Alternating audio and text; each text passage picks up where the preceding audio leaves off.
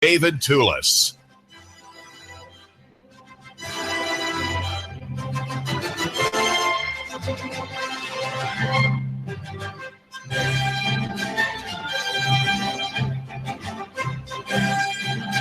The smartest guy, maybe. The man with the slow and the dumb question, the slow man of Chattanooga, might be more appropriate, not the smartest guy with the bow tie. And I say the slowest man because there are things that baffle me. There are things that take my attention when perhaps they shouldn't. Maybe if you're a smart man, you will just gloss over and pass over things that you see every day, such as the obituary pages of the newspaper, and not give a second thought about it. But it's better when we come to think about death to be the slow man and the slow person, the dolt, even, if you will, so that you can ask the better question. I think the slow man asks a better question than the smart man.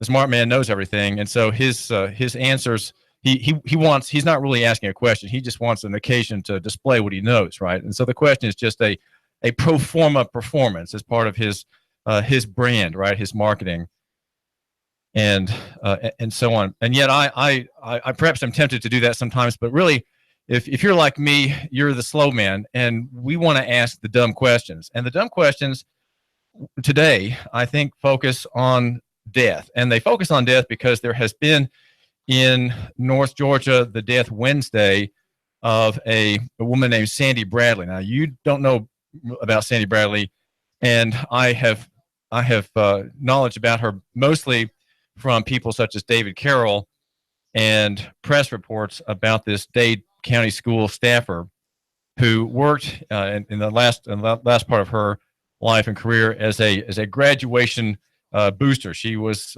involved in trying to get students in that public school in Dade County High School to graduate, to make them finish the work that they had been ordained by the state to start being enrolled in that school. And her goal was to have them all succeed in the requirements, to meet the requirements, to take their classes, to get passing grades, and to make something of themselves in that context. That was her job. And today, starting at 4, is her wake. Her wake, of course. A wake is a very appropriate term. Nowadays, wakes are always held in corporate facilities. It used to be that wakes were in your own parlor.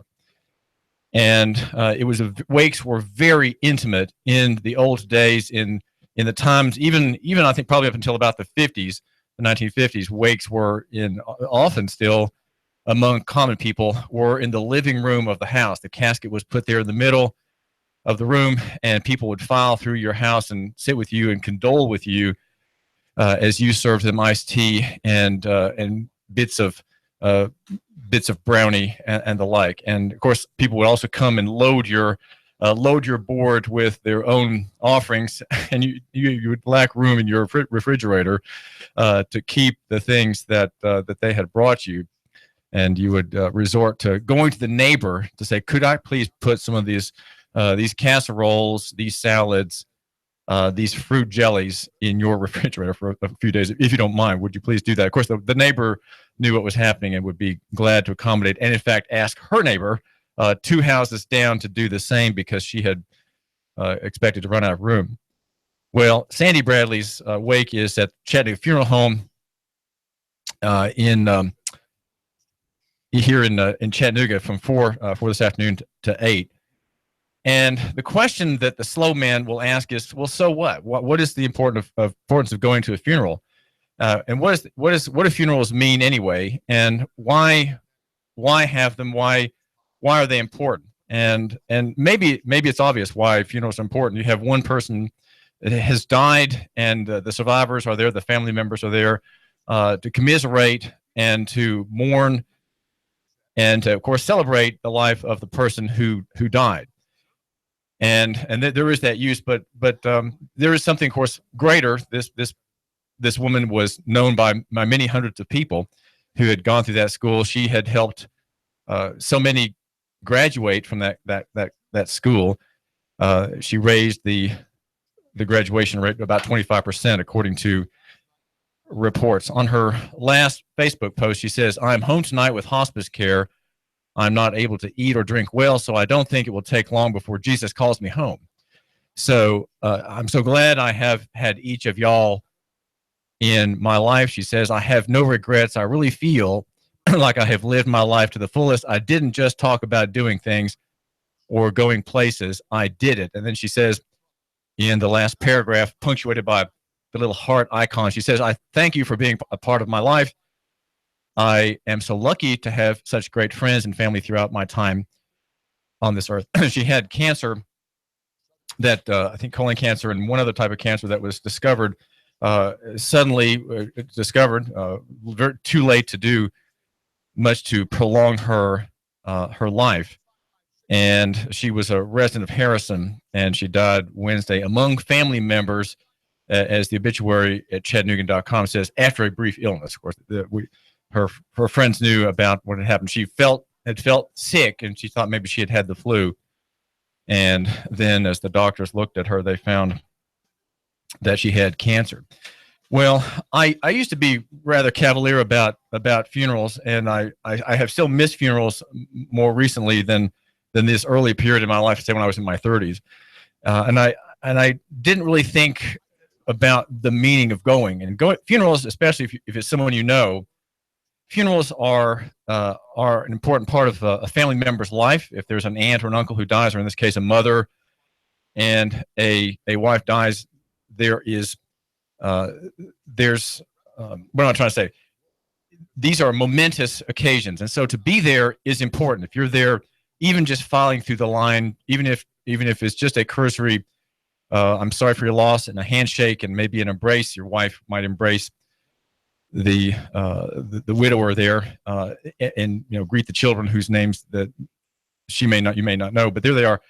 Even the most perfunctory visit at a wake is, I think, is valuable, and it's good for people to have the sense of support that comes by your being there. Just being there to mark the death and to mark the continuing life of the survivors is important. And I think you should not make the mistake I've made in the past, and I think I still make this mistake sometimes, in not figuring out where to go if I'm aware of someone's life, or if I know someone, and especially if I know the family. Knowing the family brings that, I think, that claim upon you, my listener. This is David Tulis, and we are here at AM 1240 and FM 92.7 and 95.3 HD4.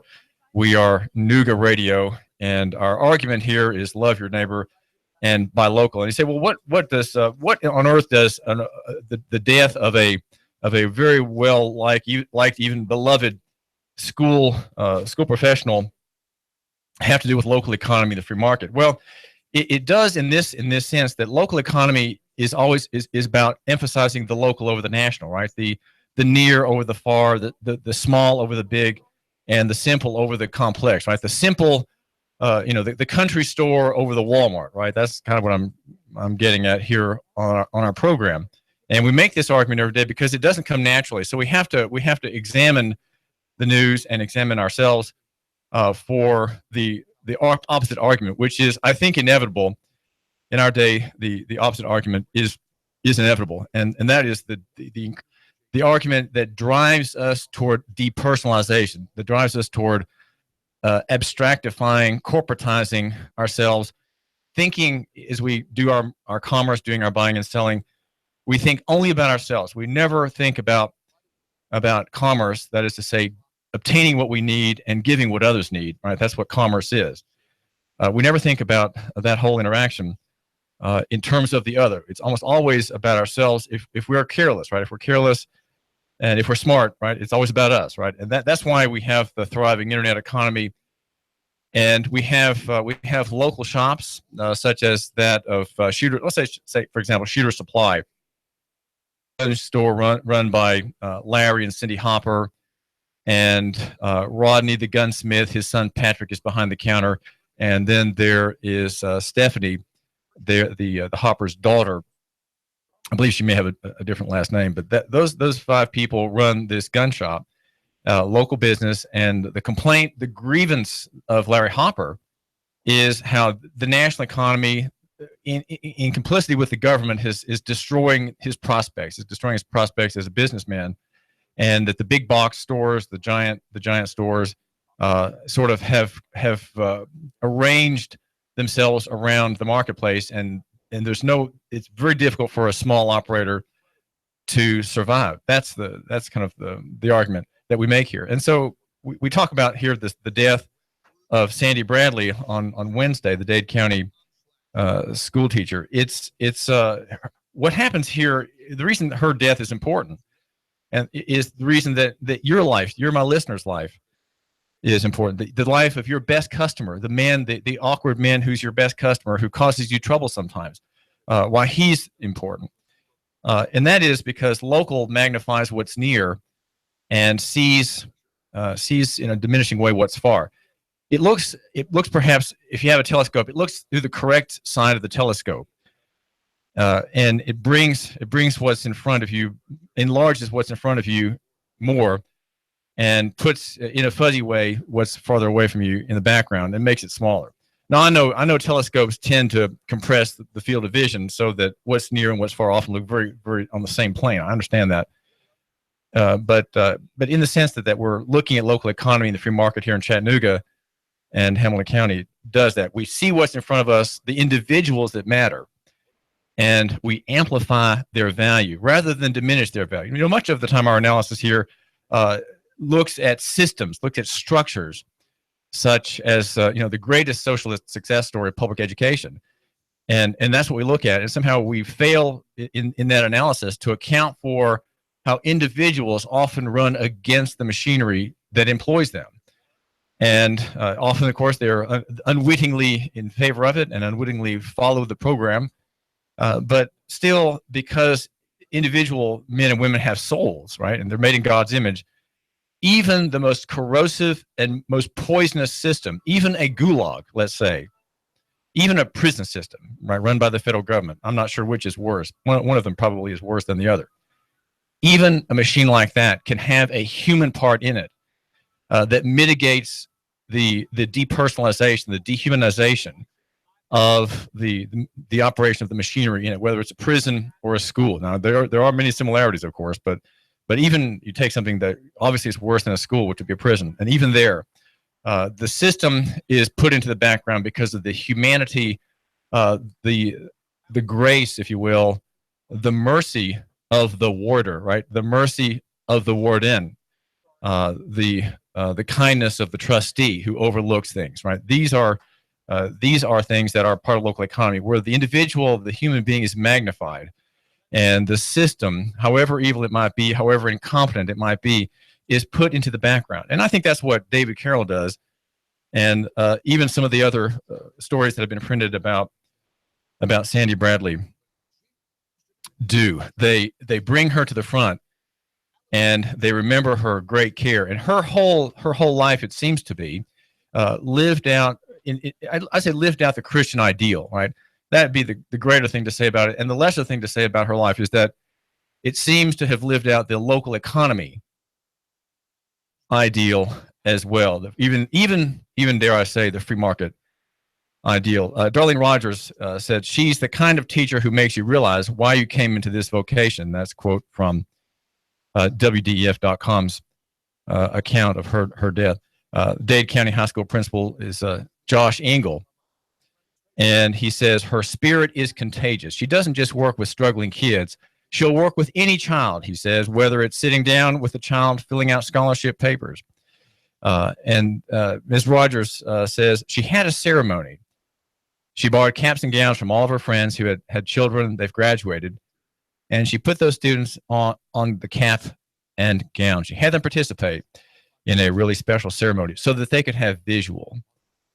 And she had, of course, disease.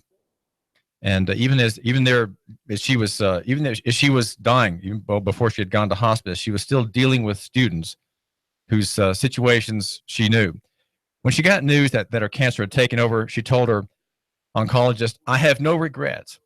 This is Darlene Rogers. She said, "I have no regrets that I lived my life to the fullest. I did everything I wanted to do. I've accomplished what I've wanted to accomplish. And I don't have any any regrets. She was in her years there at that school. She was a math academic coach, a district test coordinator, and then she was a graduation coordinator as well. And there's a story. Go to David Carroll, of course, is the major news anchor in Chattanooga, and he has an independent media platform. It's called ChattanoogaRadioTV.com. And there he doesn't just connect you with media personalities in Chattanooga, but also other stories as well, people about whom he knows. And he knew this Sandy Bradley personally and writes about her. There's a very affecting story about her. Now, at the very end of her message, and he quotes her message, and let's see, what does she say? She says, "I know that soon you'll leave this place." Wait, who's saying this? This is a quote from the media specialist at Dade High School, Carissa Henry, who wrote a tribute to her. She says, "I know that soon you'll leave this place and cross over to the next, and we will be heartbroken, but know that you'll never fully leave this world because you've just left so much goodness behind. Your family and friends, your coworkers, your students, you have touched so many lives along the way, and we will all carry a little piece of you inside our hearts for always." Now that's the kind of tribute given here by her friends. Now, the question, I guess, for you and for anybody attending a wake or even a funeral comes to these difficult questions, the slow man questions, if you will, about why we're here. And funerals are to be they are to be useful. They're to be useful to you, the listener, to you if you're going to the wake today at 4 at Chattanooga Funeral Home. And the purpose is to ask questions about the end and the next life. These are ultimate questions. I'd say they're questions that schools should deal with. Modern schools, especially if they're state-run, don't look at these issues. They don't explore these ultimate questions that the funeral of the employee of that system is forcing, by her own example, by her own death, forcing upon the people who attend that event, that wake, and that event. The questions are the destiny of every person. Is there a creator? Is there a God? Is there sleep on the other side? Is there simply on death the extinguishment of the soul and a cessation of the identity? Now, what is the identity? Well, again, that the word soul encompasses the whole person. The soul is the unit of the body and the spirit. And I'd say the soul is the spirit. The soul is the thing that is made in God's image, right? The body, of course, it reflects that image as well. But the soul of the individual is granted by God. It is a free and generous creation that He makes. A woman is a soul with a body, right? And so what has happened is that the body, ravaged by cancer, perishes from the burden of its internal misconceptions, right? Its internal interventions, where the cells of her body disobeyed God's laws on their proper operation, and these cells decided to go it alone, to be independent, effectively to be antinomian, to be against the law, right? The law that God gave to each of them in their DNA. There was one little rebel there in the DNA that said, "No, I'm going to do my own thing, and I'm going to replicate my error. I'm going to replicate my independence. I'm going to strike out on my own, do what I want to do, and ignore the pattern." And so she had a cancer that, of course, ate away at the vital functions of her body, and therefore that brought death. And of course, that's the whole problem of mankind. The cancer simply illustrates the moral problem that brought to us by the fall. Adam's misgovernment of his wife and of himself, bringing upon us the curse of death, and the besetting problem of the sin problem, if you will, that comes upon every person every day, even God's own children, of whom Sandy Bradley appears to have been one. Every day the sin problem affects the individual, and is the cancer that mars the template, the cancer in the soul that makes the individual step aside from the truth, step aside from the light on the path that Christianity teaches is the scriptures. Well, there are ultimate questions that are with us here as we consider going to funerals and the local economy power of going to a funeral. The number is 800-8949, 800-8949. This is David Tulis, AM 1240 and FM 92.7. Have you ever missed a funeral and regretted it? Have you? 800-8949. We have more to say about this question of the funeral and the death. And what does the simple man ask about this custom of the funeral? David Tulis. The Tennessee Valley's news, talk, and sports leader. Nooga Radio, AM 1240 and 92.7 FM. 3, 2, 1. Chattanooga Radio, AM 1240 and 92.7 FM's news now. A carjacking and a car chase ends in a crash on Dodds Avenue. Police say they had already gotten a be on the lookout call for a particular vehicle. When they spotted it, they gave chase, but the driver of the suspect vehicle sped away. Cops say after a chase, the car crashed into 3 vehicles on Dodds Avenue. Police say the car then came to a stop and 3 suspects jumped out and ran away on the sidewalk. Police then stopped them and arrested them. Unsanctioned counterfeit currency pops up again in Bradley County. This time, 2 suspects have their photographs plastered all over social media.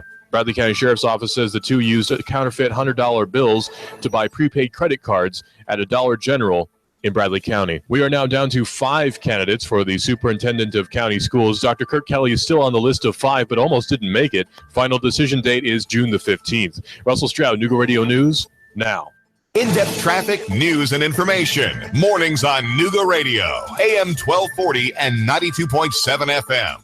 After this cool start, expect lots of sunshine and great-looking weather for today. Warmer for the afternoon, highs near 85. Tonight, fair, milder lows into the lower to middle 60s. For Saturday, more clouds. Could see an isolated afternoon storm pass through near 85, with more widely scattered showers and storms through the holiday weekend. Get ready for Riverbend, June 9th through the 17th, featuring discounted admission now at area Circle K locations with the latest festival information at their website, riverbendfestival.com. And I'm S'mores Jeans Walls Chief Meteorologist Patrick Orr. On Nooga Radio, AM 1240 and 92.7 FM.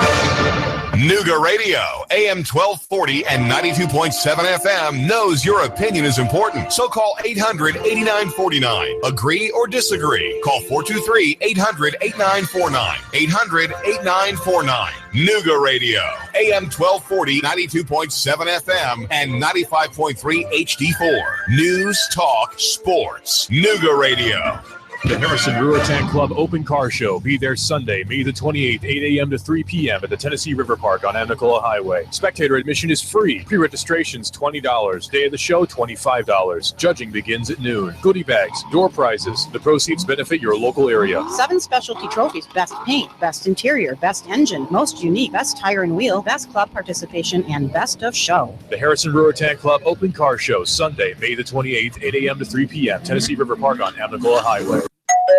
Choose Exit Realty Scenic City. Need to sell your house? Want to buy another house? Choose Exit Realty Scenic City. Our goals are simple. If you're selling, we get you the best price possible in the quickest amount of time with the least amount of hassle. Our agents are professional, competent, and courteous. We stay in touch every step of the way. If you're buying, we make sure you get all the information necessary to choose the right house in the right location at the best price. Exit Realty is one of the fastest growing real estate companies in North America. Our agents have extensive training, state-of-the-art technology, and full support that allows us to do the best job possible for you. If you're in the market to buy or sell, call us today, 423-551-EXIT. That's 423-551-3948. If you're an agent or considering a career in real estate, call us today. See what Exit Realty can do for you.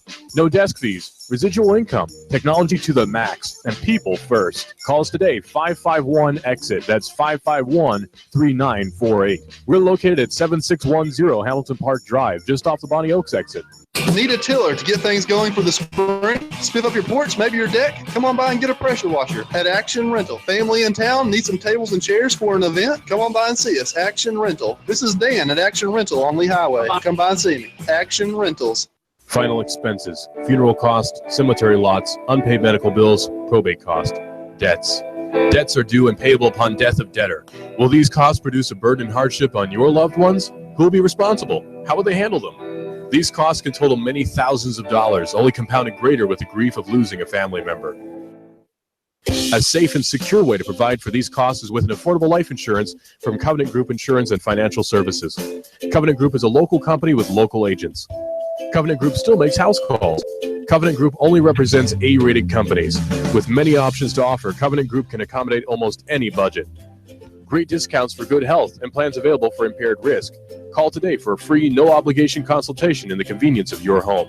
Call Steve or Jada at 423-855-8484. Call today, 423-855-8484.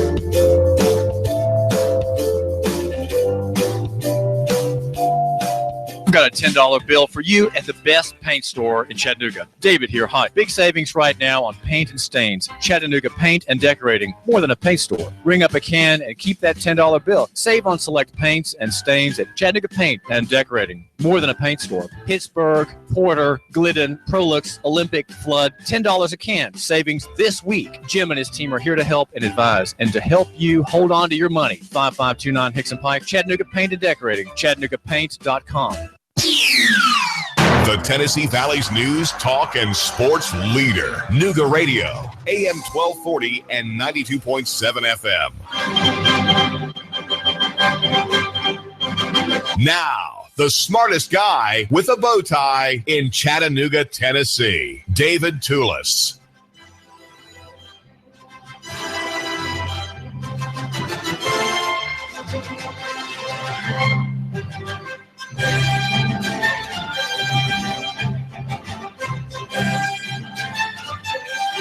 This is David Tulis, and we're asking ultimate questions today that go beyond the scope, if you will, of local economy and the free markets. But even in that, even if that's our main framework on the David Tulis program here at Nooga Radio, we can see that death is a part of the picture, and the noting of life, the noting, as we have been doing, of the death of Dade County educator and school administrator Sandy Bradley.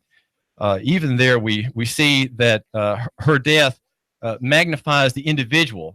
She may be part of a massive, gigantic state-run system, a warehouse system for people. Yet still, even there, her soul and her humanity showed forth, and there was all about her. You might say the emission of grace. Grace poured out upon students. Grace poured out upon the confused, help, advice, guidance for those who felt that they couldn't graduate from high school and just wanted to give up, and she helped them to go through. That's Sandy Bradley, and she died Wednesday of cancer that was found out very, very late. She was in hospice and had a late post out of hospice a few days ago, and she said that she was not able to eat or drink well. And then she perished with her family members around her on Wednesday. This is David Tulis, and it really doesn't matter when we consider these topics whether I have a bow tie or not. Now, there are some people who die not willingly, but they die by their own hand. And there has been in the past couple of days much discussion across the coffee tables and in some of the offices in Tennessee and in Hamilton County here about the report from a suicide prevention group. I have with me Tabby Upton. She is a contractor serving. Just lost her. She is a contractor for the U.S. military and works among children. She also works in jail assessments, and indicates to me just a moment ago that a third of suicides in prisons are caused by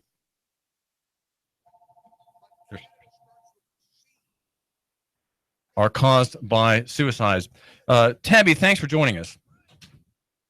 Thank you. I am honored to be on. This is a very important topic, and I'm so sorry to hear about the educators passing and all that she inspired in her students. And so these questions are questions we all have about life and about death.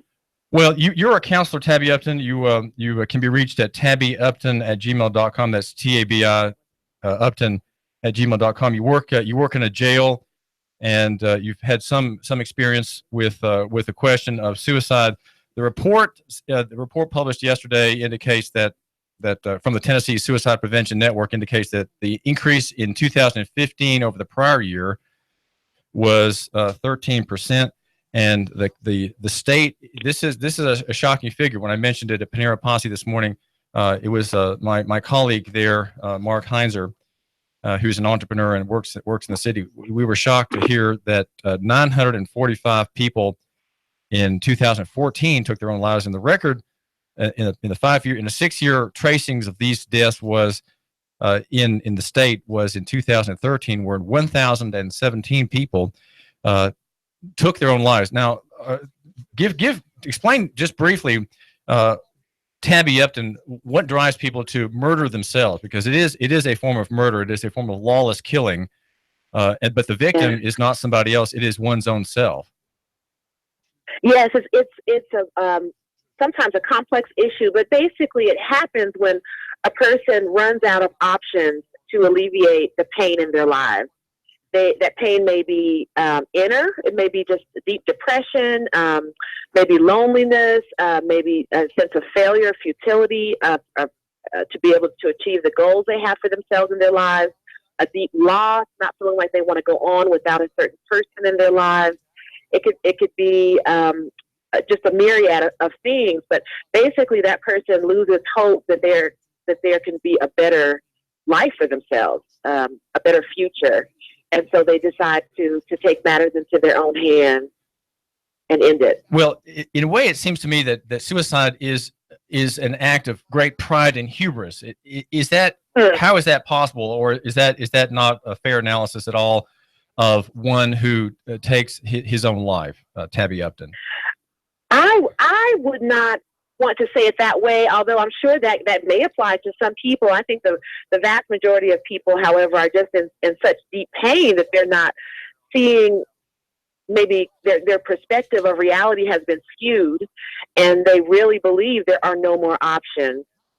And in my situation, I am working temporarily in a local jail doing mental health assessments, and I've just learned that suicides in jails make up a third of all deaths. So it's the number one reason for death in jail, and that population it's an exponentially higher rate, and because they do feel they've lost options once they are in prison or in jail. They don't see a way out of that situation, and they don't see a way out of their emotional situation. Well, I called you this morning. We've had really no time to chat about things that would require you to look up facts and figures, but can you give me any indication, Tabby, of the number of people maybe in the county or in the area, recent numbers of suicides in jail? Do you have any memory of that information? I don't have the exact numbers. I just know that it is probably several hundred times more than the general population. I mean, it's literally like maybe if 2 out of 100 people suicide in the general population.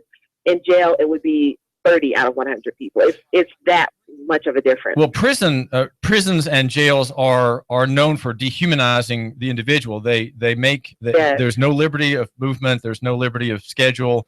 There's no liberty of companions. Or food or anything else like that. You're either waiting for trial, or you've been sentenced. If you're in a jail, you've been sentenced to a term one day short of a year, right? Because if your sentence is for a year or longer, you go to the penitentiary, and you're not allowed to stay in jail. Yes. So there are people there who have no hope. And let me ask you this: what object could they resort to have hope? I mean, what can these people in jails and elsewhere turn for hope? Would you suppose, Tabby? I think a great example is Viktor Frankl, who was a survivor of a Nazi concentration camp. He was a Jewish man and a deep thinker, a psychologist. He basically talked about how you have to find meaning in pain, and you have to remember that no matter what's happening in the physical around you, no one can control your thoughts and your feelings, but you always have control of that, and you can choose how you want to react to the painful circumstances of your life. And that is what actually makes the difference, not the actual circumstance, but your choices and your ability to remember that you hold that in your hand. So I would, you know, as I begin this work actually with people in jail, I want to talk to them about the power of their own minds and the power of community and using the resources. There are lots of resources, people that come into the jail to teach, to work on drug addiction, spiritual awareness and growth, and they can take advantage of those things to help support them as they think new thoughts and take on new perspectives of what will be the meaning for their time in jail. This is David Tulis. Go ahead. I'm sorry. Go ahead. Oh, no, that's basically, and you can transfer that to real life, that whatever circumstances are happening to you, you still have so much power and control within yourself. Well, it seems that there's a lot to say for what you're suggesting, Tabby Upton. You are a contract mental health worker among military children, and also help now men and women who are in an area jail. But it seems to me that people who kill themselves have lost sight of something very important, and that would be other people. It seems that if you're in a situation where you're hammered by circumstances, you feel there's no way out, you don't have the money to make bail, you have a trial, you have accusations to say against you, which may have merit, and you feel there's no hope. It seems that if you have in your mind an idea of a person whom you can help, one person whom you can help, maybe even the man in the next cell, that you're not going to be as likely to want to kill yourself because he needs help and I can help this person. So it seems to me that in a way, a man who kills himself thinks that there's no one he can help. It seems very self-absorbed rather than other looking. It's inward looking to the exclusion of every other individual whom you cannot offer assistance or help or care or love or consolation. It seems to me that suicide is a picture of someone who has effectively rejected the argument of this program, which is local economy and the free market. We argue here, Tabby, that our local economy is built, our prosperity is built on the listener of the show looking out for other people, whether it's his customer, his wife, his children, or people in need, the needy. And a man who kills himself has not a single face, not a single person that he can identify as needing his care and his benevolent assistance. What do you make of that suggestion? How is it possibly true? I think that is an awesome perspective because, I think it's very insightful. I think you're right. They cease to see themselves as a viable player in the reality around them. They don't think they're useful to other people. They think people would be better off without them, and they're not able to connect and receive love and encouragement from others at that point. So I think that's huge, and I think maybe that's part of the reason. I'm not an expert in suicide, actually, even though I am a counselor and I've worked with people who have those thoughts. But I think that people today are less connected, and that has got to be playing into the higher rates of suicide we're seeing in our culture. We're less connected. We're less intimate with people. There's a lot of substitutes for intimacy, including social media and pornography, other ways that we distract ourselves. Yes, and we're not just sitting down talking to each other. And that helps our mental health. That's one of the biggest things that helps mental health is just being connected to people. And you're suggesting that being connected with people means thinking about what you can do for them. And it seems like if you have at least a glimmer of an idea that there's somebody maybe just in the next cell or maybe just in the next room or in the next block who might need your help in something. Maybe it's a small favor. Maybe it's the old woman who needs someone to get her mail for her when the truck drives off at 12:45 when he always comes. Someone who needs to get her mail for her. If that person who's thinking suicidal thoughts can think, well, man, if I kill myself here, then who's going to get her mail? I mean, a question like that seems really petty, but I think it would be enough to get. It could be enough, by God's grace, to save a person from proudly killing himself or herself. Yes, and I think that's man's search for significance. Everyone should feel significant to someone else, and not feeling that significance and that usefulness and that ability to offer something can be detrimental. And then you compound that with whatever's trauma the person may be going through or strain that they don't see a way out of, and there's no one speaking into their lives. There's no attachment there to help pull them. it can be devastating. I think it's a reminder anytime we hear or know of someone who has committed suicide, it should be a wake-up call to all of us to look around and see who may need a deeper connection, who may need encouragement, and who may not know their value, and plug people in and make sure we're connecting to people. So you're offering that as a suggestion to my listener, Tabby Upton? Is that what you're doing? So what? All right. Yes, tell my listener. I think that would be a great suggestion. Give me. Let's do it this way. Rather than say that generally, is there some way you can be specific? My listener. Okay. Well, I think that be specific today. Be thinking about educating yourself on signs and symptoms of people who are at risk for suicide. Some of those are just talking about it. If you think sometimes that people who talk about it are not going to do it, but studies have shown over and over that people who talk about it, who mention things like, you'd be better off without me, I don't have any purpose in life, I wish I weren't here, you need to pay attention. That's very serious, to get them help, to suggest counseling, to get them in front of a pastor, or get them busy doing something positive. Pay attention to that. If you know someone's going through a crisis, check in on them. Even if you don't know what to say, a lot of times it's hard for us. If someone passes away, we may show up for the funeral, but we don't call back a month later to say, how are you doing now? It's okay to call and not know what to say, and just say, hey, I just wanted to check on you. Do you need anything? I just want to let you know I love you. I'm here for you.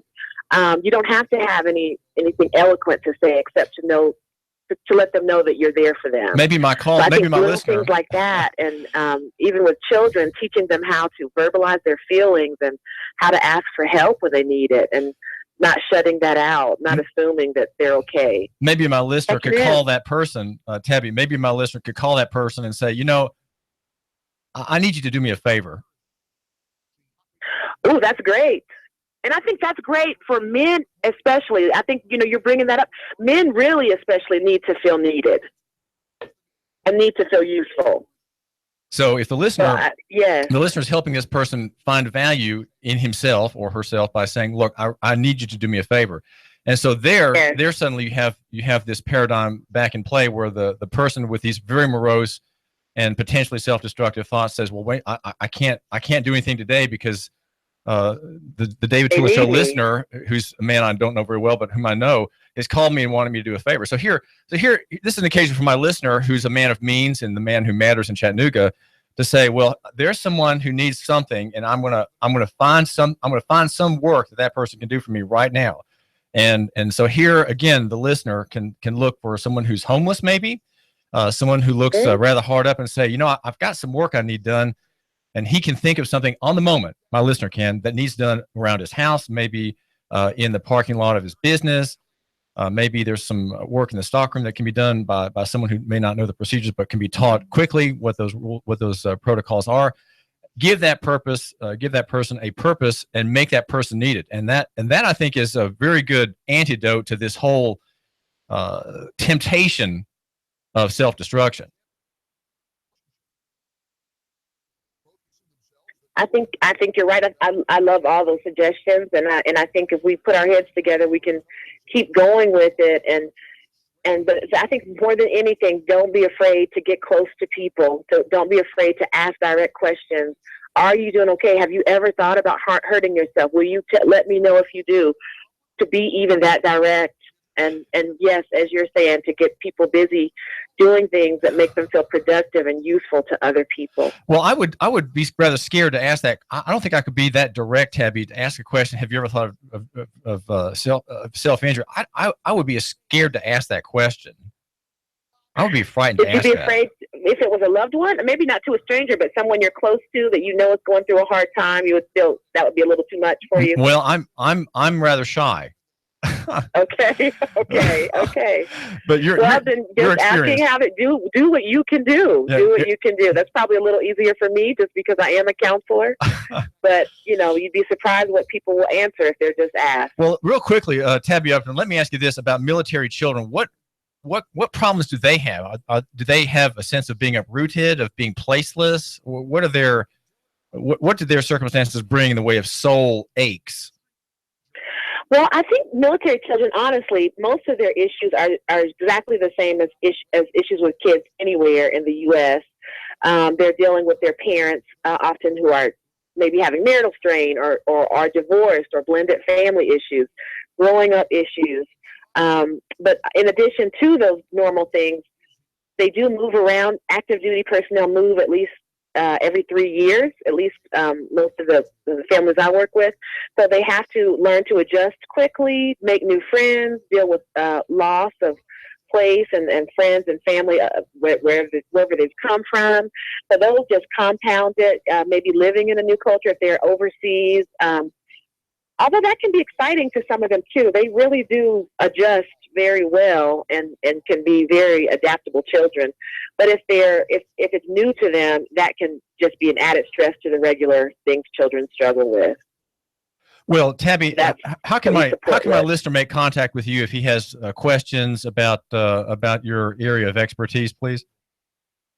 Yes, you can contact me at tabbyupton@gmail.com, and that's TABIUPTON@gmail.com. I'd be glad to converse with anyone. And Tabby Upton is a counselor. She works with inmates in an area jail, and works among U.S. military families and their children who sometimes feel a little uprooted and maybe a little alienated. Tabby, thank you so much for joining us here. Thank you so much. You guys have a great day. This is David Tulis. We're glad you're giving us just a couple of minutes of your time. We are talking about local economy and funerals. There is an amazing connection between these two. And if you care about local economy and the free market as much as I do, you need to understand that funerals are important. Funerals are a kind of social cement. They magnify the individual, and they are, in a way, a glorious thing. They are occasions for asking the great questions that frequently in our busy lives we overlook. We think that the questions raised by funerals are simply just a bit of news or a bit of social custom, but funerals ask essential questions that you have to answer. You, my listener, cannot avoid answering these questions, and they are questions about ultimate meaning. Is there a God? What is the purpose of this life? Is there meaning in life? Is the meaning just an artifice, or is it real? Is there a genuine and authentic meaning that attaches to me through life and in life, connecting perhaps with God? This is David Tulis. Love your neighbor, we suggest, by local. David Tulis. The Tennessee Valley's news, talk, and sports leader. Nooga Radio, AM 1240 and 92.7 FM.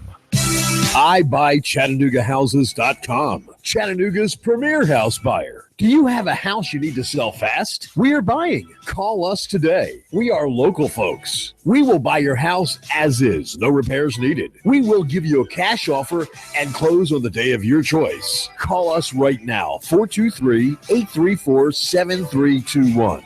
Need to sell a house fast? We are buying. Are you experiencing one of these situations? Inherited a house you have no need for? Behind on your property taxes? Nightmare tenants making your life miserable? Too many repairs needed and don't have a desire to fix? Behind on payments and facing foreclosure? Recently divorced and need a way out of the house? Never really wanted to be a landlord and just want to cash out?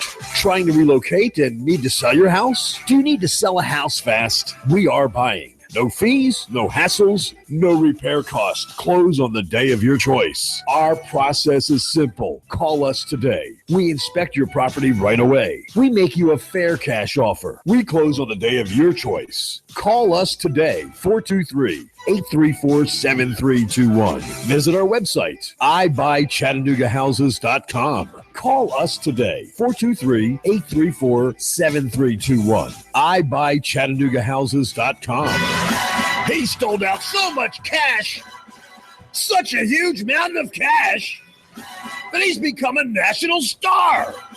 Rick Davis, you know the story. Cash, cash, cash, and more cash. People can't believe it. They want to see it. And now Rick Davis has a new TV show. National TV, USA and Canada. He's got the gold and silver, diamonds and rings. You get dizzy just thinking about it. Rick's selling. Rick's buying. Cash, cash, cash, and more cash. And now a mountain of cash catching the Hollywood spotlight. You know where it is. Brainerd Road, Rick Davis, Golden Diamonds. Cash, cash, cash, and national TV cash. That's really big. Everyone wants to see it. Money flying out the door. Rick Davis is America's jeweler. It's better than Hollywood. It's right here. Cash, cash, cash, and more cash. Rick Davis, Golden Diamonds, Brainerd Road. You love me. You really love me. Are you shovel ready to build a house, but you're not a builder? Are you shovel ready? Michael's Homes is ready to bulldoze its way to a solution for you. You have ideas on what you want in a house, but you're looking for someone to bring your ideas into a plan and turn your plan into a house. Michael's Homes, custom builder. Michael's Homes has lots available and a new subdivision, River Bay Estates, that's Harrison. Maybe River Watch in Saudi Daisy. Choices galore, lots, houses, beautiful homes all over Chattanooga. The Canyons, Hickson, Crystal Brook, Appleton. Drive in, take a look, consult with us. We build on your lot or ours. Homes-Chattanooga.com. Call 423-413-9929. It is Eric Jones hard into the outside wall, and they are still 3 and 4 wide. It looks like we're racing at Talladega. Caution flag is out. It looked like Denny Hamlin was trying to get by Ricky Stenhouse. Got into the back of Ricky at the line. Man, that's a close one. Matt Kenseth wins stage 1. Green checkered flag is out, and Brad Keselowski has won stage 2. Dale Earnhardt Jr. into the wall. That will bring out the caution. Caution waving once again. And again, it's Dale Earnhardt Jr. involved. Oh, trouble. Ty Dillon has gotten turned to the inside of the racetrack, and Clint Boyer has just nailed him. Matt Kenseth falling back, the field storming by. Something wrong. Now we see sparks from Kenseth's Toyota. Larson chucked him off, coming off turn number 2, nose to tail. Now it's Logano to the high side in 3. Joey Logano, a winner here at the Richmond International Raceway, here at Live on Chattanooga's official NASCAR radio station. Nooga Radio, AM 1240, 92.7 FM. The voice of NASCAR.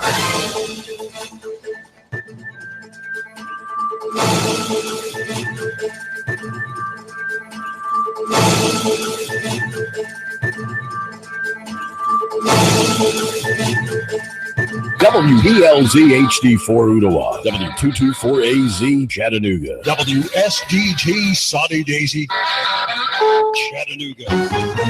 CBS News, I'm Frank Sedapani. One of President Trump's most trusted aides, son-in-law Jared Kushner, has become the focus of the FBI investigation into possible collusion between Russia and the Trump campaign.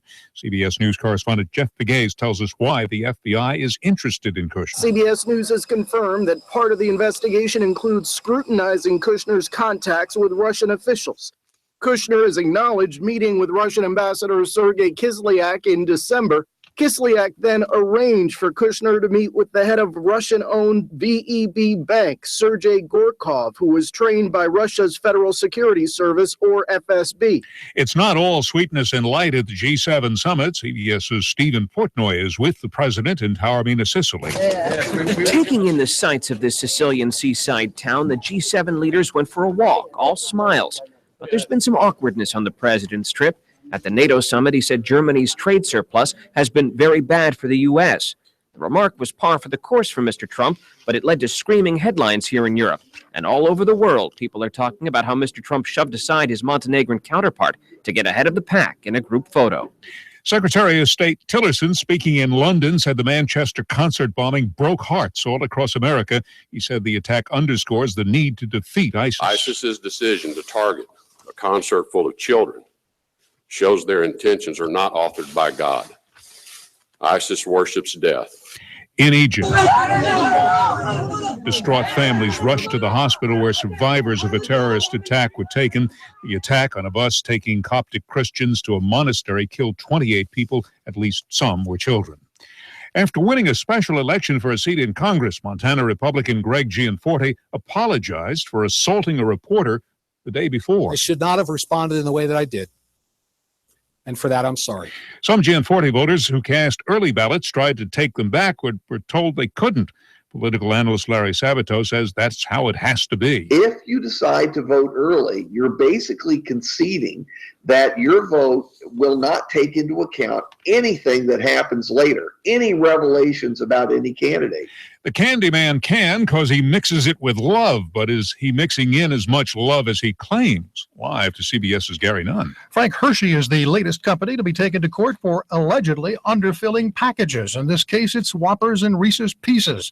A Missouri man claims that packages of chocolate he bought last year were only partly full, some shy by as much as 59%. Hershey says he's been misleading, deceptive, and unlawful, and is suing the company to get paying back for $5 million to customers who bought the products.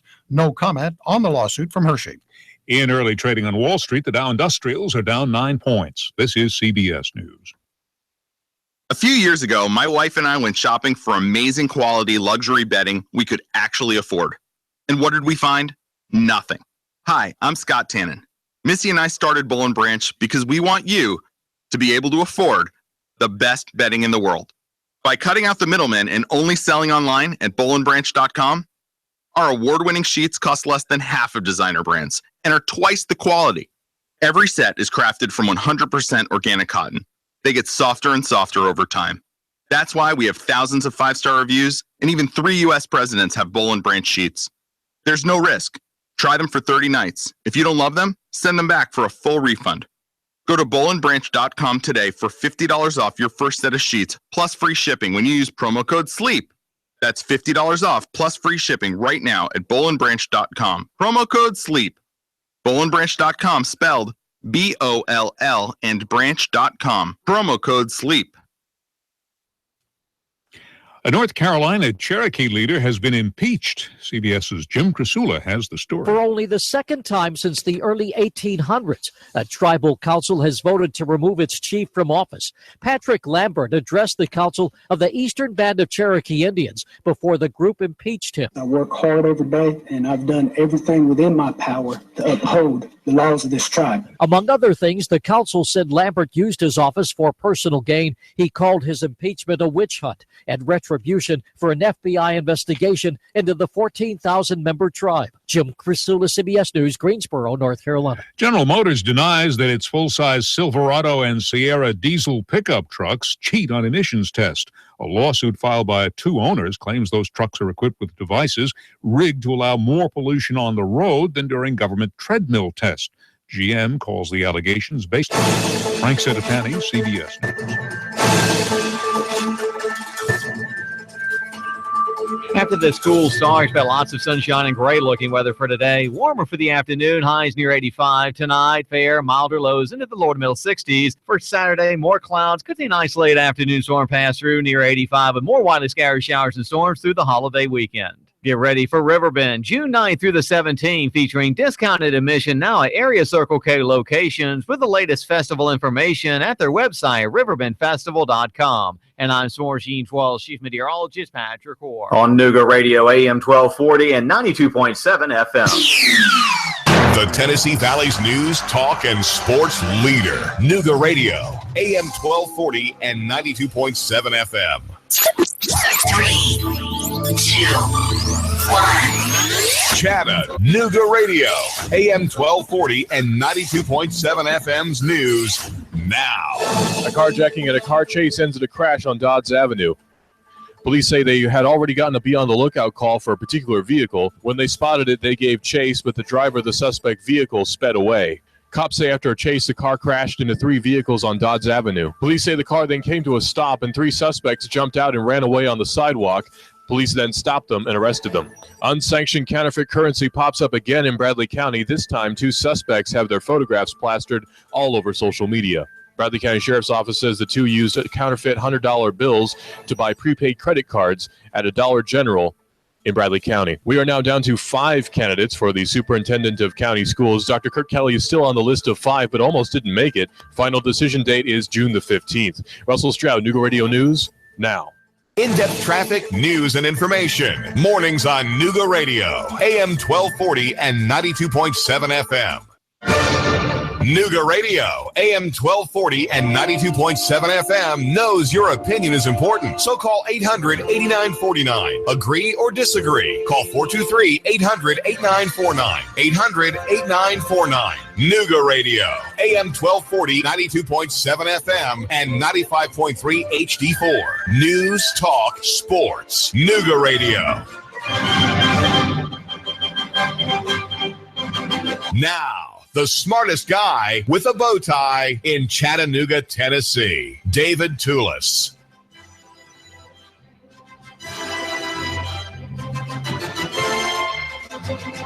Is it possible to die as Sandy Bradley appears to have done, with a clear conscience, free from mournings, free from regret, and free from fear? There are people who die in those latter conditions, and they cannot, at that point, as they are lying there immobilized, though their thoughts swirling behind their closed eyelashes, they cannot return. They do not have enough room in which to make a turnaround. The room is too small. The parking lot's too small. The vehicle in which they are has a steering wheel that will only turn just a tiny little bit, and they can't make the turnaround. They just can't back out, turn around, and go in another direction. They're boxed in, and they're boxed in by their own choices, right? They're boxed in by their own free will. They exercise in the course of their lives over their free will. And every decision that they've made, every act of concupiscence, every lie, every slander, every tale-bearing, every hypocritical act of false worship, they have done by their free will. And in the course of their lives, as they lie there numbed from the morphine, though feeling a little bit warm because the blanket should have been pulled off by the brother who's sitting there, but wasn't. And so the dying person feels a bit warm, a bit hot, sweaty somehow, and yet is not able to raise the arm and wipe it across the forehead. Lying there and thinking about the past and having only regrets and only fear, because that is what you face if you have the occasion on your last day to lie there in a state. And that is what everyone has on death, a state. One is in a state of grace, or one is, as Christianity teaches, in a state of fear of judgment, which the dying person knows. I mean, the dying person knows that there has been a long train of decisions, a long train of self-will, of hubris, of pride, of success, of riches, even of fame, perhaps, of success, of caring for other people, a long life of doing good works, even attending church, and even writing big checks to the Christian ministry. Even that. And yet there they lie, there you lie, perhaps, my listener here at Nooga Radio, thinking about making a turnaround, thinking that you don't have now the resources with which to do it.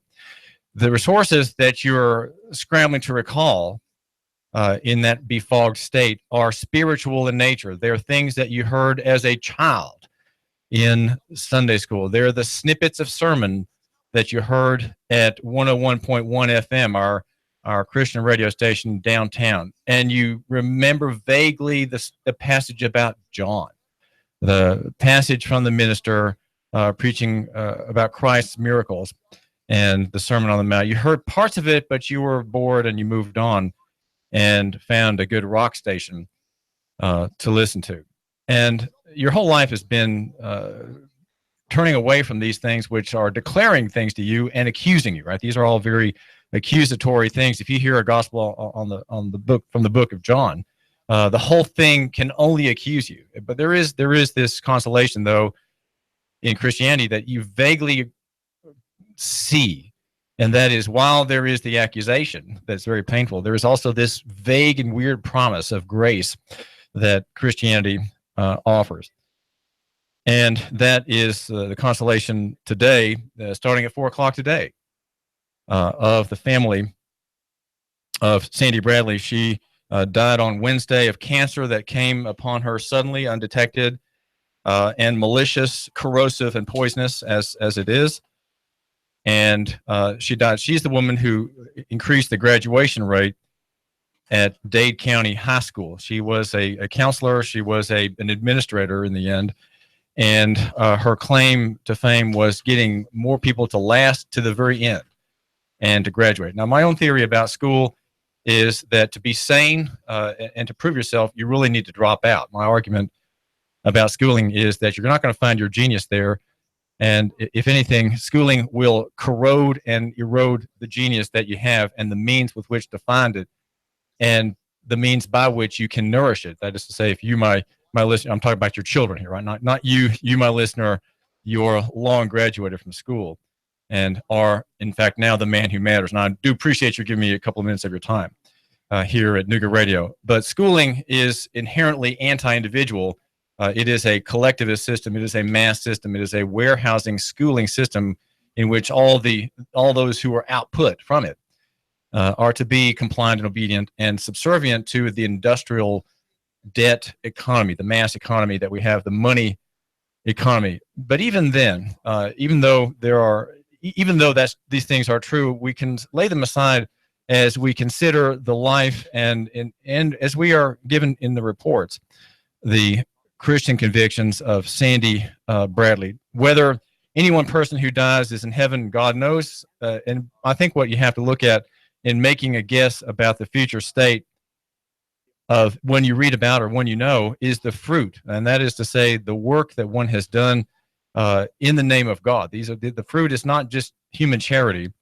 The one that God cares for is the fruit of repentance. And that would be in Christian, the Christian analysis would be there is justification of one's sins by God's grace. And then that is, in other words, God's election saves a man or a woman from himself, right? And from the claims of the earth, the claims of Satan, if you will, the claims of the sin nature. And that is called justification. Or in the outward workings of that are called confession and repentance or conversion. And then the fruit of the life is, in Christianity and in the Christian analysis, that's called sanctification. You sanctify, you make holy your life, and you encourage holiness in others. And that walk in Christianity, again, is called sanctification. And it is a fruit of repentance. And there has to be sanctification, as the book of James tells us. It's a very short volume, and it says that there cannot be a love for God without love for man through and in his name, right? Through the good works that one does. And so the reports are that Sandy Bradley died a Christian. And her death and the wake today at 4 o'clock at Chattanooga Funeral Home, the Valley View branch, are raising these questions about the use of any one person's life. And the purpose of her funeral is, it is of course, cathartic for the family members and those who knew and loved this person. But there is also this message, the message of finality of life and the purpose of it. And here you are, my listener, on your deathbed, and all you have is fear and regret, and you don't have the wherewithal to turn you don't have the wherewithal to turn around. You can't turn around from your self-absorbed life, the life that was all about you, all about your income, all about your pleasures, your name, your reputation, the ease and comforts you had that you had amassed for yourself, all the gadgets you have. How many gadgets do you have that are blinking right now on your desk as you are lying in hospice, unable to move your arms, unable to kick off the covers that are making you feel rather warm? And you hear the voices around you, but you're in such a weird situation. You're just going to have to try harder. You're going to have to try harder to say something. They're talking about you as if you are sleeping, and you're not sleeping. You're hearing every word, and you're a little hungry right now, and you're suddenly feeling this weird stinging sensation in your arm. That's lunch, okay? That's lunch. Just relax. You'll feel better in just a few minutes. This is David Tulis, and we're talking about funerals. We're talking about local economy and what death says, and why you, my listener, should attend to funerals. Of course, you'll be at your own funeral when the time comes. And when the time comes, will you be ready to make a good send off? There appears to have been a good send off of Sandy Bradley, the Dade County school staffer who died, bringing great success to that institution, Dade County High School. She worked in a system that really burned people out, and we'll leave that aside. I'll let you read that part into a comment from the media specialist at that school, Carissa Henry. She's and I'm getting this here from David Carroll. David Carroll writes a very worthy blog, Chattanooga Radio. TV.com. There are many educators who get burned out and frustrated by the system and cruise through their last few years in education doing just enough to get by. Sandy, on the other hand, is the exact opposite of that. She's an inspirational individual who showed up to work every day, armed with the passion of a first-year teacher and the wisdom of a veteran educator. What a beautiful concoction of qualities to have. So you see, there is something virginal about this kind of person. Can you, my listener, be such a person as she? A virgin, authentic, it appears, and new every day. And why I'd like to ask you was it new for Sandy Bradley every day? Well, she had what I call, you might call the secularized version of sanctification, and that's local economy. She had, I would say, a local economy spirit. And that is that she cared about individuals. And because she cared about individuals, she was never, ever once prone, as Tabby Upton tells us, the counselor here in Chattanooga, she was never once prone to think of killing herself, right? The people who kill themselves, in a startling statistic of more than 900 people in our state, Tennessee, have murdered themselves. They murder themselves lacking any hope, and I suggest lacking care for other people. And if a man's about to commit suicide in his bungalow, and he's told, oh, there's someone who needs you, can you help this person? The fact that he has to suddenly care for another person and look out for the success, advantage, or benefit of someone else, that very consideration that someone needs him is perhaps enough to have him spare himself. And I think that's what Sandy Bradley did her whole life. She always cared about other people. She was the furthest type of person who would ever think of giving her life up in despair and hopelessness. Why? Because she had other people to care for. The local economy argument is that very thing. You have people to care for, and these are people who are near you, right? They're people near you, and in light of our coming economic disaster, you, my listener, need to start your own business, right? You need to start your own business. You need to start perhaps your own ministry, your own little caring agency, maybe caring for widows, maybe caring for people who are near you in some way. Looking out for other people is what local economy is all about. That's what community is about, right? Community is a widely abused term, and I think people don't. Community is not serviced by social service institutions and people through them. Community is individuals relating to each other individually and through families. That's where community is. It is through families. It is not through 501c3s. It is not through government. It is individuals. And that's what Sandy Bradley, who died Wednesday, the Dade County High School staff member, that's what she was about. She was always thinking about other people. And though her career was one that causes burnout, because it's dehumanizing in many ways to work for a bureaucracy, especially a state bureaucracy bent on taking away, depriving individual students of their genius. That's what it does by definition. She was the exception. She ran against the current, I would like to suggest, in her career. She was not necessarily the functionary that everyone in the administration might have thought in their official capacity, right? We're not talking here about the principal of that school or regional directors and so on as individuals. We're talking about them in their office, them in their function, right? The functionary would perhaps have viewed Sandy Bradley as somehow not quite in the spirit of things, but that, of course, is to Sandy Bradley's credit. When you die, will it be with regrets? Will it be with longing for what can't be done now, that cannot be perhaps undone? Funerals are important. You need to go to funerals because the family needs your support. And even if you didn't know the person, and even if you don't have a lot of conversation to offer there in the greeting line at the wake at 4 o'clock at Chattanooga Funeral Home at Valley View, still being there shows your support for the individual and the individual's accomplishments. Though she died very quickly of cancer. Dying with a clear conscience, I think, is important. And she, judging by the quotes that I have read from her, she died with a clear conscience. She said, I don't think it will take long before Jesus calls me home. Now, you could say that, well, maybe she didn't have a lot of faith. That's just a kind of a pat statement in her last Facebook post. But I always credit things like that as favorably as I can. And who am I to judge? I don't know this person very well. I don't know this person at all, except by report. Can you die with a clear conscience? These are questions that I think she would have said, yes, she dies with a clear conscience and no regret. How is it that someone dies with a clear conscience?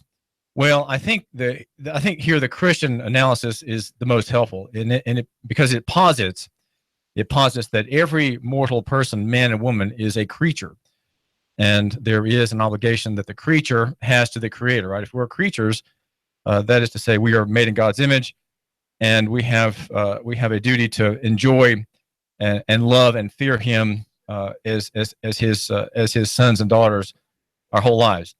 And there is evidence that this deceased had that. He who fears God does not sin secretly. And here now, I want to look at how it is that you don't have a clear conscience on your death. If you fear God, again, fear being an essential element of the Christian.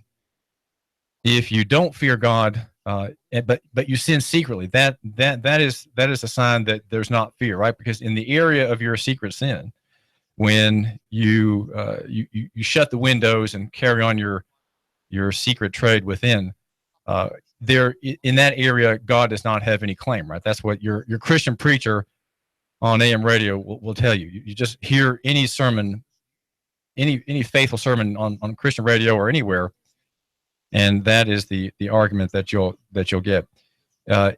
If we fear God, we avoid sins neither seen nor heard by man, and that's where regret comes in of the man who maybe he's a Christian, especially the one who has a pretense of being a Christian, and on his deathbed, he is now haunted by the things that he did that neither were seen nor heard. Forgiveness is something that God gives, okay? And the one who dies in a forgiven state, in the estate of grace rather than in the estate of judgment, can say the following. I'm reading in Thomas Watson's book, The Doctrine of Repentance, and also another volume, both of which I'm about halfway through, about a heathen man, perhaps a Mohammedan, abusing a Christian. And as the tortures are in progress, the Mohammedan says, "What great thing has God done for you?" And the Christian says, "Well, there is this miracle that though you abuse me, I can forgive you." So forgiveness is a part of that life. And the one who has a clear conscience is the one who forgives those who offended him. What about prayer? Well, prayer is part of the Christian life. Do we restrain prayer? Do we cast off prayer? Or is it something that we live out? And prayer is the kind of communication that to one who, as we mentioned, is about to kill himself, prayer is something that saves a man from the great act of pride of self-destruction. Grace is the element that God gives the human heart, and it is something that we have from God, and that is something that we extend to others. So even someone who doesn't know God has grace, right? Grace is built into the human heart. Some acts of grace, though, are ones that are proofs of God's salvation. Other kinds of grace are just human grace, and they mimic the real, but they also, of course, have a great social use and are necessary for civilization. Grace may have a trembling hand, but never a withered hand. And I think the story of Sandy Bradley's life was that she extended grace in her Christian life, though in a very secular circumstance. She extended grace to the children around her, to the graduating seniors and juniors in that school. Her hand may have trembled sometimes, but it was never a withered hand. By fearing God, there is no affliction of conscience. I think the Christian looks at his life, and he should look at his life through a telescope of right ways and not wrong ways. The Christian looks at, and he sees his sins, and on his deathbed he knows them, and then he has them forgiven. Right? He understands that they've been forgiven by the one in whose name he professes. The hypocrite, the ungodly man, will always excuse his sin. He'll look through the telescope backwards. His sins are very small and remote, and they don't really affect him. They're not part of his narrative. Well, this is David Tulis. We're considering funerals, and we're considering the life of a widely known school counselor in Bradley County, Sandy Bradley. And again, David Tulis, Nooga Radio, AM 1240, FM 92.7, brought to you by Jim McCoon and Clay Whitaker, attorneys, Chattanooga.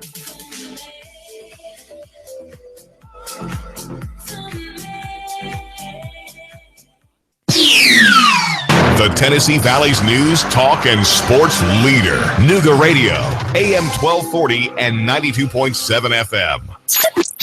3, 2, 1. Chattanooga Radio, AM 1240 and 92.7 FM's news now. A carjacking and a car chase ends in a crash on Dodds Avenue.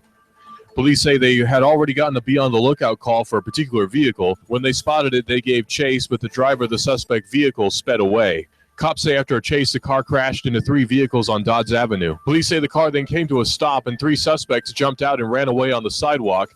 Police then stopped them and arrested them. Unsanctioned counterfeit currency pops up again in Bradley County. This time, 2 suspects have their photographs plastered all over social media. Bradley County Sheriff's Office says the 2 used counterfeit $100 bills to buy prepaid credit cards at a Dollar General in Bradley County. We are now down to 5 candidates for the Superintendent of County Schools. Dr. Kirk Kelly is still on the list of 5, but almost didn't make it. Final decision date is June the 15th. Russell Stroud, Nooga Radio News, now. In-depth traffic, news, and information. Mornings on Nooga Radio, AM 1240 and 92.7 FM. After the cool start, expect lots of sunshine and great-looking weather for today. Warmer for the afternoon, highs near 85. Tonight, fair, milder lows into the lower to middle 60s. For Saturday, more clouds. Could see an isolated afternoon storm pass through near 85, with more widely scattered showers and storms through the holiday weekend. Get ready for Riverbend, June 9th through the 17th, featuring discounted admission now at Area Circle K locations with the latest festival information at their website, riverbendfestival.com. And I'm S'mores Gene 12 Chief Meteorologist Patrick Orr. On Nooga Radio, AM 1240 and 92.7 FM. We have the best steak selection in town. Name of the business is Don's Meat Shop, and I'm Donnie Raines. Just ask for Donnie. I make over 20 different types of sausages. Most of them are great for grilling. We have the best selection, best quality. We have the hard-to-find items. Don's Meat Shop. Window Depot of Chattanooga. They're locally owned and operated and been around since 2008, installing top-quality vinyl replacement windows. You get the best price and service in the area. Top quality double pane, energy efficient windows. They look great and save you money. Oh, I love to save money. You'll also save money on your heating and cooling costs. Call 894-0011. 894-0011. WindowDepotChattanooga.com. WindowDepotChattanooga.com. Sales and installation professionals. You'll get a fantastic job while helping to enhance the value, appearance, comfort, and efficiency of your most valuable asset, your home. Other window providers? No way. Window Depot Chattanooga's windows qualify for the TVA rebate. Sliding doors, gutters, soffits, fascia, garage doors, and other home improvements. If you want to save a ton, call 894-0011. WindowDepotChattanooga.com. WindowDepotChattanooga.com. Window Depot of Chattanooga. Sales and installation professionals. And now to our reporter in the field. We asked Ray at Ray's Plumbing what's important for homeowners to know. Some field line systems can cost upwards of $10,000. The bottom line is to save yourself money down the road. I would definitely recommend everybody with a septic that is not on county or city sewer to have an inspection done by a qualified professional. It'd be great if nobody did inspections on them for all plumbing companies. That's what we do to make a living. Not to scare anyone, but it should be in the back of your mind. The danger is the field lines failing and costing thousands upon thousands of dollars and tearing your yard up. But by preventative maintenance, you're saving yourself a large headache that may displace yourself and your family. That happens more often than you think. The waste is designed to stay in the tank, and that waste will build up over time. Even with treatment, we have to help that waste break down. Ultimately, preventative maintenance is the key that will keep you from spending $5,000 to $10,000 on replacing your septic system. The bottom line is to save yourself money down the road. Call Ray at Ray's Plumbing, 421-6341, 421-6341. Caring, knowledgeable, experienced, great listener, great negotiator, in touch, accessible. If these are the characteristics you want and need in a realtor, you want and need Thomas DeMoss of Keller Williams Realty. Thomas is a very gifted realtor who puts the client's needs first. Whether you're buying or selling a home, Thomas is the realtor of choice. Thomas will help and guide you through each step of this very important process. For many of us, the purchase of a home is one of our largest investments and most important family and financial decision. Let Thomas use his 10 years of experience in the Chattanooga real estate market to give you the advantage you need when buying or selling a home. Buying a house? Thomas can help you navigate the emotional and somewhat anxious process of buying a home. For those of you who want to sell a house, Thomas uses his marketing and negotiating experience to help you sell your home for top dollar. Thomas is a local resident, raising his family here in Hamilton County. He knows the area very well. For many agents, real estate is a job. With Thomas DeMoss, it's a passion and what he loves to do. Call Thomas today for a no-obligation consultation. He makes the process as simple as possible. Call 423-364-0028 and visit his website, northriverpropertygroup.com. Need a tiller to get things going for the spring? Spiff up your porch, maybe your deck? Come on by and get a pressure washer at Action Rental. Family in town, need some tables and chairs for an event? Come on by and see us, Action Rental. This is Dan at Action Rental on Lee Highway. Come by and see me, Action Rentals. Nooga Radio, AM 1240 and 92.7 FM knows your opinion is important. So call 800-8949. Agree or disagree. Call 423-800-8949. 800-8949. Nooga Radio, AM 1240, 92.7 FM, and 95.3 HD4. News, talk, sports. Nooga Radio. Now, the smartest guy with a bow tie in Chattanooga, Tennessee, David Tulis.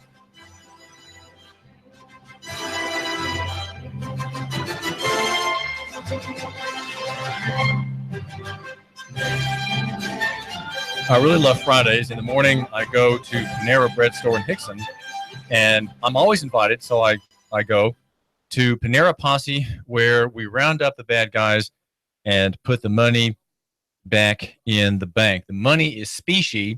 You're going to have to ask me what that is about. I don't have time to explain it here. I can explain it just briefly, perhaps indirectly, by the theory of obliquity, right? The theory of coming at things from an angle. By just telling you about a brief headline, Bradley County Sheriff's Office. There were a couple of men who were espied leaving a place of business, the Dollar General store in Charleston, just north of Cleveland. And they had gone in and they purchased with 8 $100 bills, or should I say 8 pieces of paper dressed up to look like $100 bills. And they bought 2 prepaid credit cards, right? Very light thing. You don't have to wheel it out in a gurney to your truck. You just put it in your pocket and walk out. But the men who are said to have left in a white minivan and whose photographs are posted around the media, for example, at Chattanooga.com, they are wanted for passing counterfeit money. Well, at Panera Posse, we understand the difference between counterfeit and genuine. Now, real money would be silver, and such as a Morgan dollar, which is a dollar. And then the properly issued piece of paper that says 1 on it on the front is General Washington or President Washington. And then that's the counterfeit. And then there's the counterfeit, which is the money that may have been passed in 3 or rather 6, 8 installments with the piece of paper having 100 written on it. Because a piece of paper with 100 on it gets you more than a piece of paper with a 1 on it, whether it's a counterfeit piece of paper or a counterfeit piece of paper. This is David Tulis, and we're at 800-8949. And I've got some news to get to, but it seems like someone would like to talk with you. And you, my caller, you're live on the David Tulis program. What is on your mind? Oh, Tulis, I mean, you hit my hot button. But first no. I wanted to say you're killing me. No. That's a joke. That's a joke. Get it. Okay. You still there? I'm here. I'm listening, Mike. Lay it on me. First thing is, I want to talk about the money, but before we do that, make it short. I'm trying to talk about death today. You got 20 minutes. Frustrated Friday. Nothing aggravates me more than what's going on in Chattanooga right now with trying to find diversity in police. You know, we want 20% Hispanic, 10% black, short little fat Italians. We need 2% of those. Why are liberals and Democrats so divisive? I have hired people over the years, never based on whether they're fat, thin. They all have to be smart. Black, white. This is being divisive. You're not a black American. You're an American. They are racist. The mayor of Chattanooga, this is Mike Steele. You won't have the courage to go on the air with me. You're a racist. Your whole administration is racist. All you Democrats are racist. To say that you want blacks and you're racist. That's number one. Okay. I don't know if you're with me on that. I'm listening. Go ahead. Do you agree or disagree? Do I have to agree with you or disagree with you, or can I just let the listener think his own thought? But I mean, I'd like to have your opinion on whether you think it's okay to break out a segment of society and go, well, you're black, you're white, which it's not white, it's Caucasian. Okay. Now, on the other thing, on the money issue. Go ahead. Let's make this clear. Currency that provides no redemption, that means you can't redeem it for gold or silver, is considered legally non-sanctioned counterfeit. It's actually considered counterfeit, but non-sanctioned, because the federal government believes they're the only ones through the Federal Reserve that can counterfeit money and steal your substance. One more that's thing. Sanctioned. The only thing that ever gave paper value was the fact that you can go and redeem that for $1 quantity of silver. $1 is not a piece of paper. It's not silver. It's a unit of measurement. It's a weight. 371 grains of fine silver that's 99.9% pure. And if anybody doesn't believe me that the founding fathers were furious over the fact that the states were printing their own currency, look at the 1792 Coinage Act, because the penalty for debasing the coin in that act was death. We have fraud, David. This is the biggest scam, the biggest Ponzi scheme that ever hit the world, called non-redeemable currency. And 99% of America is asleep. So thanks for bringing it up. Well, thanks, Mike. The point about redemption is very important. And in fact, local economy cries out for redemption. It cries out for redeemable currency. And it cries out for the buying back of other things as well. When you have redeemable currency, that's currency that you can buy back. You can buy your coin back, your silver coin back, with a piece of paper, right? The piece of paper is redeemable. It allows you to trade, because it makes the writing on it gives you a claim, right? So you turn in the piece of paper that has the claim on it, the writing, and the fine engraving and so on. You turn that into the issuer of that piece of paper, and he gives you in exchange the real thing. The money is redeemable. We like the idea of redemption. In fact, the David Tulis Show here at AM 1240 and FM 92.7 is about redeeming local economy. Can we buy back local economy from the falseness, the falsehood, the corporatization, the nationalization, the cartelization, if you will, even, I'll stop there, by national economy against us? Can we redeem, can we buy back what we have lost? The issuers of the Bradley County $100 bills, they were simply, their crime is that they were in the wrong place. They didn't have a sanction, as Mike says. They didn't have a sanction for their printing of these pieces of paper with 100s written on them. And the only people who can lawfully counterfeit money, or I should say legally counterfeit money, though it's unconstitutional, is the Federal Reserve System with the cooperation of the Bureau of Printing, the Bureau of Engraving and Printing, which does the printing work with very special paper and very fine high security facilities. EPB is warning you, my listener, about a scam. And according to Danielle Wilburn at WRCB TV, she's the producer there, John, in a conversation with John Pless, files. You get a message on your screen that says that your files and your programs and the computer are not accessible. Right? You're somehow told you can't get access to your computer and your files unless you pay to have the problem fixed. And these messages are followed by others that claim that they're from EPB or another party with instructions on how to pay. So EPB is logo, and its name is used in this phishing scam. John Pless says EPB never uses pop-up messages to communicate with customers, and we never make unsolicited offers to fix problems for a fee. Okay, so if there's a problem that's not part of its network, it will fix it for free. We urge our customers to never respond to these messages by clicking the button or clicking the links or buttons. Okay, so if you get a message like that, you need to delete it. Okay, don't click on it. There's no hope in taking up that warning and acting on that warning. Right, it's a false warning, making you think you have to do something to save your equipment and your gear. Now, I've been this morning. I spent some time reading a wonderful case, the Parkway Towers case that was argued locally, and I'm afraid I'm gonna have to save that. I'm gonna have to save that till next week. This is my stack, right? It's a stack that has a lot in it.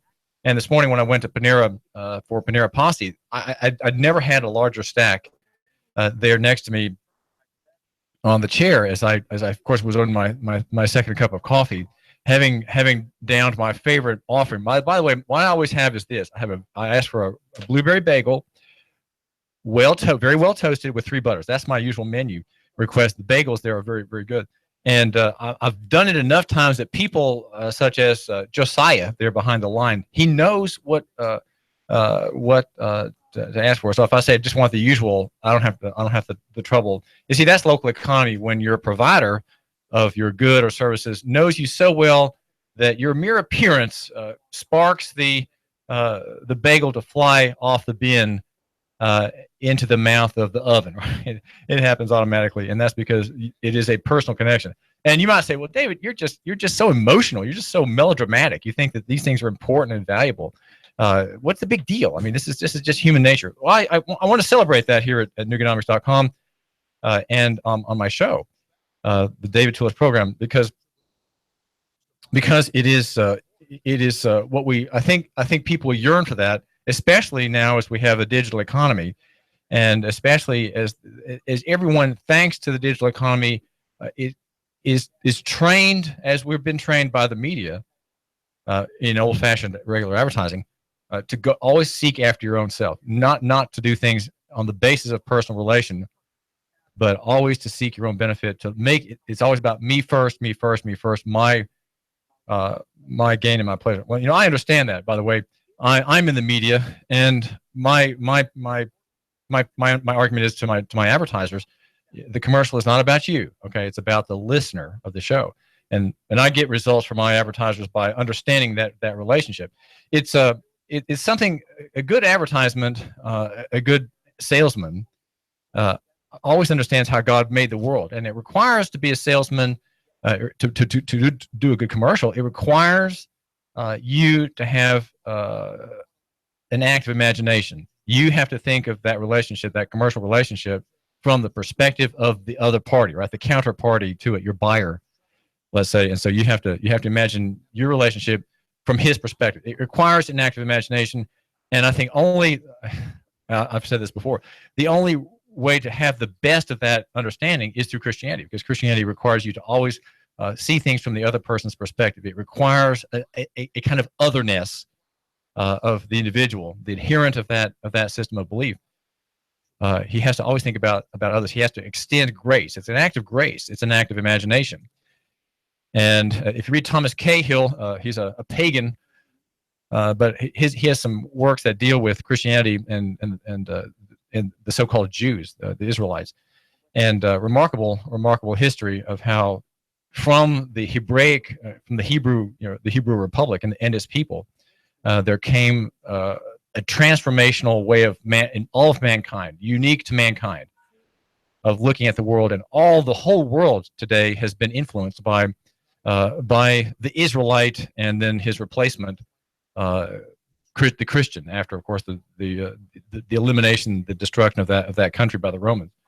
The Christian is the one who took on the mantle of this godly way of looking at the world at large, and from that came advertising. Even the worst of advertising, even the worst of PR, and the poison that we can say that's public relationship comes from these understandings brought by God's intervention in human affairs through the Lord Jesus and the resurrection, and then the expansion of the promise of grace to all peoples, all nations, all tribes. And Cahill traces that in a very interesting way. He says things that are more Christian than you'd find in many Christian books. I suggest. Well, this is David Tulis, and I've got things to get to. And why am I just prattling on here? Please forgive me. I'm taking up your valuable time. Just quickly, there is a search for police chief, and I'm hoping to get to talk to you, my listener. Some of those, maybe at least one of those on the search committee that Mayor Andy Burke has named to help him give him some choices for candidates for police chief. Right, Fred Fletcher is leaving in July, and there are several people mentioned. Bill Cox, the former DA, Olga Decline. She formerly was the chairman of the Highland Park Neighborhood Association Safety Committee. Bill Killian, the prosecutor who was going to impose the First Amendment on Christians. Trinae Jordan, a Christian at Mount Canaan Baptist, and then the Tech Town CEO Chris Ramsey, and a sitting judge Christy Sell. These are on this committee. And the question that we need to have asked, and I want you, my listener, to take part in this. Okay, you have to take an interest in this question. We want to have candidates before the mayor who are reform-minded, and there are four points of police reform. There are others, but the four in this context have to be this: does that candidate believe in reform wherein the department head believes in what the Catholics would call the sanctity of human life? That's number one, and that's the main point. Not to kill and abuse and injure the citizens and the residents and the visitors to Chattanooga. That's the main point. And how's that done? And that is by the proper use of space, time, cover, and the power of de-escalation, the thrill of de-escalation, where we can put our guns back into our holsters and not kill the person just because he has a gun, a knife, or making erratic statements, making lunging movements, and so on. These are all things that get people killed, and that lead to what Sheriff Jim Hammond admits is a correct phrase.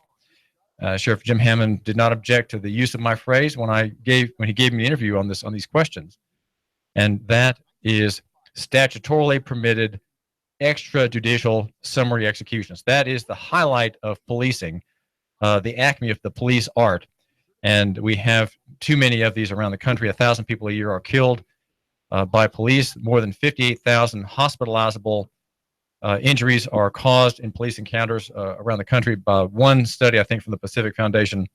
And this is altogether too much. We need to have in Chattanooga a police chief who is reform-minded. And I have lost my time.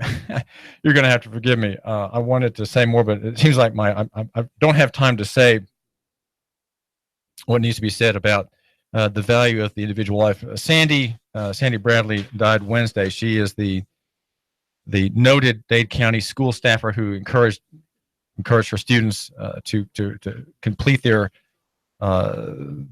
sometimes difficult, humiliating, sometimes passes through high school to make something of it, and she encouraged them to do so. And she died of cancer.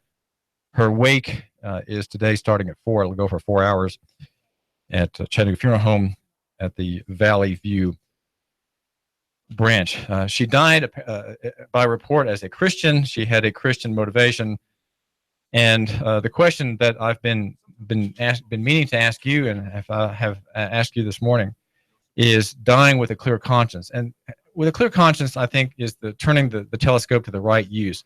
The hypocrite and the man who has no connection with God will look at his own life and his own sins through a telescope, but he'll be looking through it backwards. His sins, the things that are his grievances, he will make small by looking the wrong way. The Christian, on the other hand, puts the eyepiece to his eye, and as he looks at his life, he sees two things. Number one, he sees up close and large his own sins, And then he also sees the operation of grace in his life. And that, of course, is even larger because grace comes between him and the things that he would regret otherwise, or that she would regret otherwise. And that grace is this promise that these things have been taken away from you, and you are not held responsible for them in eternity. They are removed from you. They are not obstacles to God's favor, right? They're not obstacles. You don't have to think about it, right? They're big here as you look at them properly through the telescope. They're right up in front of you, but God forgave them, and you are facing death. As she consciously faced death of cancer. Her family surrounding her dying on Wednesday, and having no time. Let me just say that the righteous shall be delivered from death itself at the last day, and even in death, if we listen to the language of one of the noted Christian confessions, they are delivered from the sting and curse of it, so that although they die, yet it is out of God's love to free them perfectly from sin and misery, and to make them capable of further communion with Christ in glory, which they then enter upon. So that's what happens to the Christian. There is death, there's misery, but the repentant soul, the one who has a clear conscience, and is not dying pretending that the sins are small, right? The man dying unrepenting sees his sins small, and yet he is haunted. He knows he can't get away from them. He's pretending that they're far away and that they're not significant. They're so small he can't enumerate them enough to repent of them anymore, as he lies there in his bed in a fog, though he hears the voices around him. Even the doctor making prognosis of the time of death, maybe tomorrow, maybe the next day. Does he need some more morphine? What is the communion in glory with Christ which the members of the invisible church enjoy immediately after death? The question is, immediately after death, what happens? The communion in glory with Christ which the members of the invisible church enjoy immediately after death is in that their souls are then made perfect in holiness and received into the highest heavens, where they behold the face of God in light and glory, waiting for the full redemption of their bodies. You'll hear about that from the sermon at the funeral on Saturday, which even in death continue united to Christ and rest in their graves as in their beds, till at the last day they be again united to their souls. You see, Christianity accounts for the body, even though the body will rot in the grave and the worm will eat it out, and the casket will cave in over the years. Even so, there is a body to be accounted for in this system. Whereas the souls of the wicked are at their death cast into hell, where they remain in torments and utter darkness, and their bodies, we're told, kept in their graves as in their prisons till the resurrection and judgment of the great day. These are the future states of the wicked and the just, the justified and the unjustified, as taught by the system of belief that Sandy Bradley, the noted Dade County teacher, believed in her life. This is David Tulis, trying to account for local economy and the free market and the afterlife. David Tulis, brought to you by Nooganomics.com.